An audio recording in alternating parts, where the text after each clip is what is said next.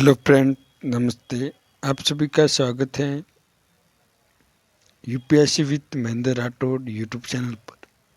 आज हम राजस्थान की प्रमुख नदियों के बारे में अध्ययन करेंगे। राजस्थान की जो प्रमुख नदियां हैं उनके बारे में विस्तार से जानेंगे। पहले हम आंतरिक प्रवाह की नदियाँ पढ़ेंगे जो कि सिर्फ राजस्थान में ही विलुप्त हो जाती हैं। आंतरिक प्रवाह की नदियाँ हैं और होती तीन तरह की नदियाँ होती हैं। एक होती है बंगाल की खाड़ी में गिरने वाली, एक होती है अरब सागर की खाड़ी में गिरने वाली। ये हैं आंतरिक प्रवाह की नदियाँ। देखो, आंतरिक प्रवाह की नदियों में है घग्गर नदी, कातली नदी, काकनी नदी, साबी नदी, मेहता नदी, रूपनगढ़ नदी, रूपारेल और सागरमती। ये नदियाँ सब है आंतरिक प्रवाह की। फिर हम पढ़ेंगे जो अरब सागर में अपना विसर्जन करती हैं, अरब सागर में गिरती हैं, वे हैं लूनी, मई, सोम, जाखम, साबरमती, पश्चिमी बनास, सुकड़ी, जवाई, जोजड़ी, मिठड़ी। ये सभी नदियाँ अरब सागर में गिरती हैं। अब हम करेंगे बंगाल की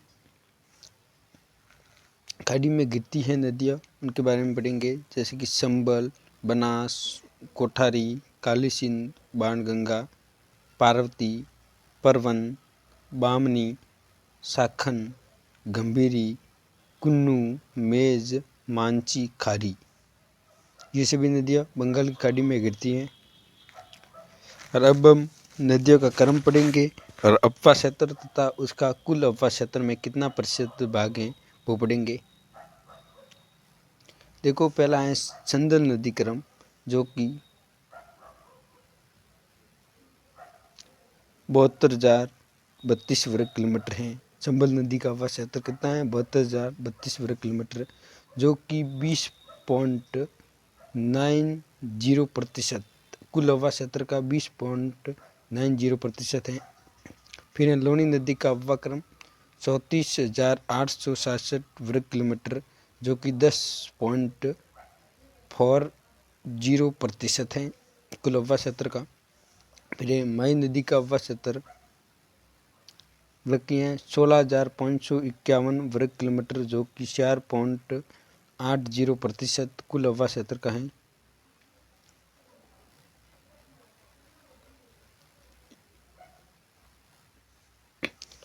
फिर वापस नदी का क्रम और अपवा क्षेत्र पढ़ेंगे। साबरमती नदी का क्रम है ये कि इसका अपवा क्षेत्र है 3,288 वर्ग किलोमीटर है साबरमती नदी का, जो कि 1% है कुल अपवा क्षेत्र का।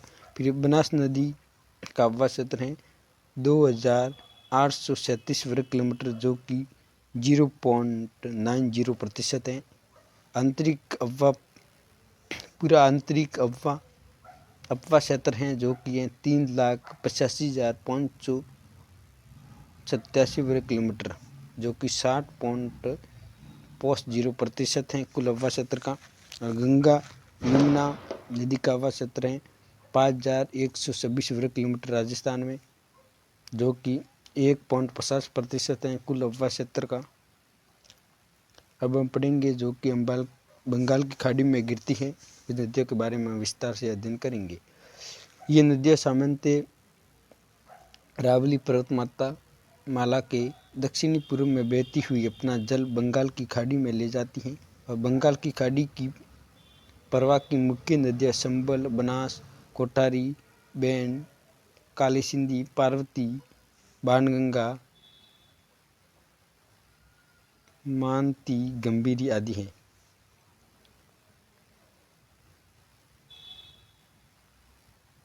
अभी पढ़ेंगे हम चंबल नदी के विस्तार के बारे में। चंबल नदी के बारे में, चंबल नदी मध्य भारत में यमुना नदी की एक सहायक नदी है। यमुना नदी की सहायक नदी है चंबल नदी। इस तरह ये अधिक से अधिक गंगा जल निकासी प्रणाली का हिस्सा बनती है। इसकी लंबाई है 1,024 किलोमीटर है। इसका बेसिन क्षेत्र है 1,43,219 वर्ग किलोमीटर है। स्रोत हैं जानापाव, पहाड़ी और मऊ है, यमुना नदी, पुल हैं चंबल हैगिंग ब्रिज, शहर हैं कोटा में, और उपनाम है कामधेनु, नित्यवाहिनी और सरवती, चंबल का उपनाम है। इसका उद्गम है मध्य प्रदेश के मऊ के दक्षिण में स्थित मानपुर के निकट विंध्याचल पर्वत की जानापाव की पहाड़ियों से निकलती हैं और राजस्थान में सौरासीगढ़ चित्तौड़ से राजस्थान में प्रवेश करती हैं।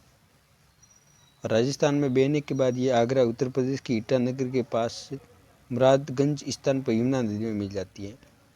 उत्तर प्रदेश के ईटानगर के निकट मुरादगंज स्थान पर कहाँ पे मिल जाती है? यमुना नदी में, चंबल नदी। इस नदी की कुल लंबाई 966 किलोमीटर है, जिसमें से 135 किलोमीटर राजस्थान में इसका क्षेत्रफल इसका राजस्थान में कुल 19,500 किलोमीटर क्षेत्र है और प्रदेश से 315 किलोमीटर प्रभावित होती है। हाँ हेलो, देखो इस नदी की कुल लंबाई 966 किलोमीटर जो कि राजस्थान में है और इनमें से 135 किलोमीटर राजस्थान में और इसका राजस्थान में कुल 19,500 किलोमीटर क्षेत्र है। प्रदेश से 315 किलोमीटर प्रभावित होती है और राजस्थान में बहने वाली ये सबसे लंबी नदी है। राजस्थान में बहने वाली सबसे लंबी नदी है चंबल, जो राजस्थान और एमपी के मध्य सबसे लंबी अंतर्राज्यीय सीमा बनाती है। सबसे लंबी अंतर्राज्यीय सीमा बनाती है राजस्थान और मध्य प्रदेश के मध्य। भैंसरोडगढ़ चित्तौड़गढ़ के समीप इस स्थान पर चंबल नदी छूलिया जल प्रताप बनाती है, जिसकी ऊंचाई 18 मीटर है और रामेश्वरम सवाई माधोपुर नामक स्थान पर चंबल नदी के बाएं किनारे पर बनास और चिप नदी का संगम होता है, जो त्रिवेणी संगम कहलाता है। कहाँ होता है? रामेश्वर में सवाई माधोपुर नामक स्थान पर चंबल नदी का संगम होता है, जो त्रिवेणी संगम कहलाता है। किस किस का? बनास, चिप और चंबल का। ये नदी राजस्थान की बारहमासी नदी है और इसे सर्वाधिक अवनालिका अपर्दन भी होता है। इस नदी पर मध्य प्रदेश में गांधी सागर बांध, चित्तौड़गढ़ में राणा प्रताप सागर बांध, कोटा में जवाहर सागर बांध और कोटा बैराज बांध स्थित हैं, जो जल विद्युत और सिंचाई की मुख्य स्रोत हैं। राजस्थान को सर्वाधिक सतही जल चंबल नदी से प्राप्त होता है। ये चित्तौड़गढ़, कोटा, बूंदी, सवाई माधोपुर, करौली और धौलपुर जिलों में प्रवाहित होती है चंबल नदी। चंबल की प्रमुख सहायक नदियां हैं। चंबल नदी सर्वाधिक सहायक नदियां वाली नदी है। ये दक्षिण से उत्तर की दिशा की ओर बहने वाली राजस्थान की सबसे प्रमुख और एकमात्र नदी है। इसकी प्रमुख सहायक नदियां हैं बामणी, मेज, मांगली, कुन्नो, बनास, कालीसिंध, छोटी कालीसिंध, पार्वती, निजाम आदि इनकी प्रमुख सहायक नदियां हैं। अब पढ़ते हैं बनास के बारे में। बनास नदी, बनास एक नदी है जो पूरी तरह से पश्चिमी भारत में राजस्थान राज्य के भीतर स्थित है। पश्चिमी भारत में है और राजस्थान राज्य के भीतर स्थित है। ये चंबल नदी की एक सहायक नदी है बनास नदी, जो कि खुद यमुना की एक सहायक नदी है, जो गंगा में विलीन हो जाती है। बनास नदी की कुल लंबाई 512 वर्ग किलोमीटर है और लंबाई है 512 वर्ग किलोमीटर है और स्रोत हैं अरावली रेंज और मुख्य नदी है चंबल। उद्गम स्थल राजसमंद जिले में कुंभलगढ़ तहसील के अरावली पर्वत की खमनोर की पहाड़ियों से निकलती हैं। इसकी कुल लंबाई 480 किलोमीटर है और राजसमंद, चित्तौड़गढ़, भीलवाड़ा, अजमेर, रोडसो तथा सवाई माधोपुर जिलों में बहती हुई ये सवाई माधोपुर जिले के खंडार तहसील के रामेश्वर नामक स्थान पर चंबल नदी में मिल जाती हैं और पूर्ण रूप से राजस्थान में बहने वाली राजस्थान की सबसे लंबी नदी और बनास नदी टोंक जिले में सर्पाकार हो जाती है। बनास नदी की उपनाम वशिष्ठ वन की आशा है। अब यहाँ वेणी संगम बागोद और मंडलगढ़ भीलवाड़ा के बीच बनास, बेडस और मेलान इस तीनों नदियों का संगम होता है, जिसे त्रिवेणी संगम कहते हैं। अब पढ़ते हैं हम कोटारी नदी। कोटारी नदी राजसमंद जिले में देवगढ़ के पास अरावली पहाड़ी से निकलती है। ये रायपुर मंडल, भीलवाड़ा और कोटरी की तहसीलों से होकर बहती हैं। अंततः ये कोटरी तहसील के नंदराई में बनास नदी में मिल जाती हैं और कोटारी नदी पर मिर्जाबाद भीलवाड़ा जिले को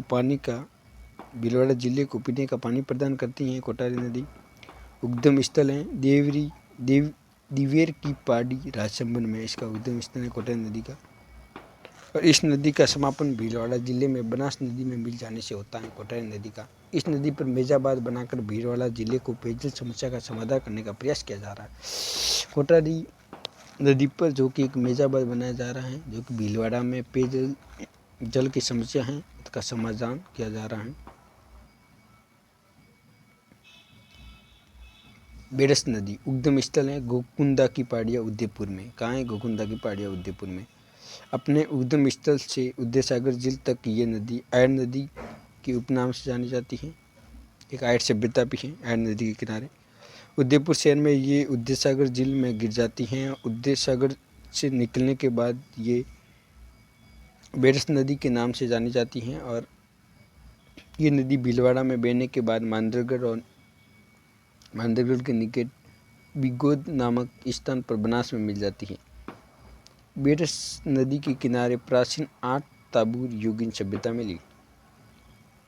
काली सिंध नदी उद्गम है मध्य प्रदेश राज्य के देवास जिले के बागली गांव से। इसका उद्गम स्थल काली सिंध का। राजस्थान में प्रवेश झालावाड़ से होता है और समापन कोटा के नौनेरा नामक स्थान पर संबल नदी में मिल जाने से होता है। ये नदी राज्य में झालावाड़, कोटा, बारा की सीमा बनाती हैं। काली सिंध की सहायक नदियाँ हैं आऊ, निवाज, रेवा, पिपलाज, परवन आदि प्रमुख सहायक नदियाँ हैं। फिर है पार्वती नदी। इसका उद्गम है मध्य प्रदेश के विंध्याचल पर्वत की चियोर की पहाड़ियों से। विंध्याचल पर्वत चियोर की पहाड़ियों से उद्गम स्थल है पार्वती नदी का। पार्वती नदी पर धौलपुर जिले में पार्वती बांध का निर्माण किया गया है, जो कि धौलपुर जिले को सिंचाई सुविधा उपयोग करा रहे हैं। कौन? पार्वती नदी पर एक बांध बनाया जा रहा है, पार्वती बांध। पार्वती नदी का राजस्थान में प्रवेश करियाट बारा जिले से होता है, जिसका समापन स्थल कोटा जिले में संबल नदी में मिल जाने से